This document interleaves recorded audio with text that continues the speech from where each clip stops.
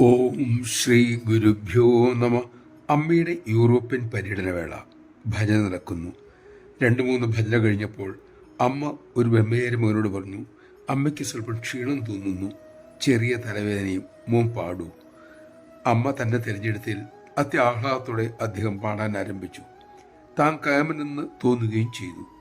കുറെ കഴിഞ്ഞപ്പോൾ അമ്മയുടെ അരികിൽ നിന്ന് ബ്രഹ്മചാരി വന്ന് പാടുന്ന ബ്രഹ്മചാരിയോട് പറഞ്ഞു, അമ്മയ്ക്ക് അങ്ങയുടെ പാട്ട് കേട്ട് വളരെ സുഖം തോന്നുന്നു, നന്നായി പാടി എന്നും അമ്മ പറഞ്ഞു.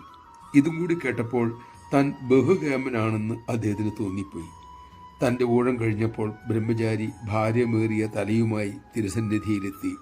അമ്മ തന്നെ പ്രശംസിക്കുന്നത് കേൾക്കാൻ വളരെ താല്പര്യത്തോടെ അദ്ദേഹം അമ്മയുടെ അരികിൽ ചെന്ന് കാതോർത്ത് നിന്നു. അമ്മ ആ മകനെ നോക്കി പറഞ്ഞു, ഹോ, എന്തൊരു പാട്ട്! എനിക്ക് തലവേദനയായിരുന്നു, അതുകൊണ്ടാണ് നിന്നോട് പാടാൻ പറഞ്ഞത്. ഇവൻ്റെ പാട്ടുകൂടി കേട്ടപ്പോൾ തല പൊട്ടിപ്പൊളിഞ്ഞ വേദനയായി. നമഃശിവായ. സദ്ഗുരു അഹങ്കാരത്തെ വളരാൻ തെല്ലും അനുവദിക്കില്ല.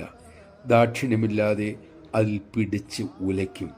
നമ്മുടെ അഹങ്കാരം വളർത്താനുള്ള ഒരു പ്രശംസയും ഗുരു ചെയ്യുകയുമില്ല. ഗുരുവിൻ്റെ ഈ മഹിമ തിരിച്ചറിയാൻ നമുക്ക് സാധിക്കട്ടെ.